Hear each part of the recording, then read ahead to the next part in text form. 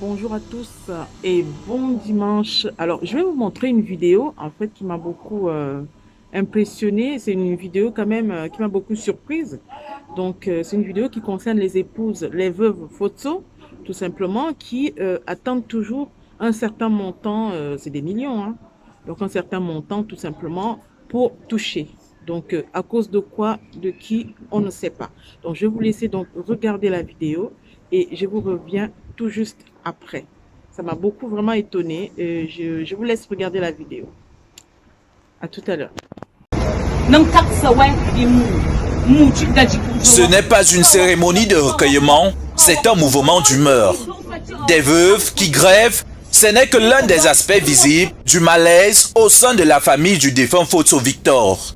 Hier, femme de milliardaire, aujourd'hui prolétaire, la vingtaine de veuves du multimilliardaire de Banjul a décidé de crier au ras-le-bol et d'exprimer son désemparement face à la maltraitance subie de la main de l'administratrice des biens de leur défunt mari, la sulfureuse Toukam Fotso, épouse Njitap.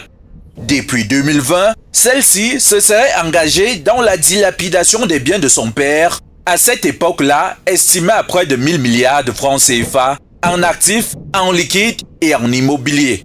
À ce jour, même les charges courantes, comme prendre soin des femmes de son père, ne sont plus à l'ordre du jour.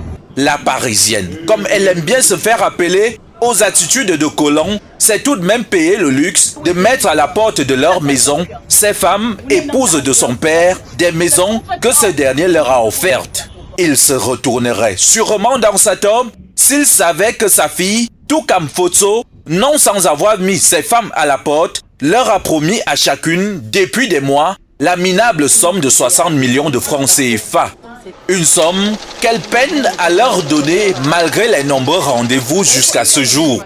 Les nombreuses plaintes, assises et autres conclaves n'y ont rien changé. La Parisienne a plutôt décidé, comme pour pousser le vice encore plus loin, de vendre un autre des immeubles de son père pour contenter ses vieilles veuves, fatiguées des nombreux vols entre Paris et Douala pour avoir ce fameux petit 60 millions. Si un autre rendez-vous est fixé au 2 juillet prochain pour la remise, enfin espère-t-on, des 60 millions, la vingtaine de veuves qui subit désormais railleries et moqueries vit à la belle étoile, ne comptant que sur des soutiens financiers externes de bienfaiteurs pour survivre au quotidien. Comme quoi, la souffrance d'avoir perdu leur époux ne s'est pas arrêtée qu'à son décès. J'espère que cette vidéo vous a plu et que vous avez donc pris du plaisir à regarder cette courte vidéo. Tout simplement, je vous dis à très bientôt. Je reviens très bientôt pour une autre vidéo. Bon dimanche.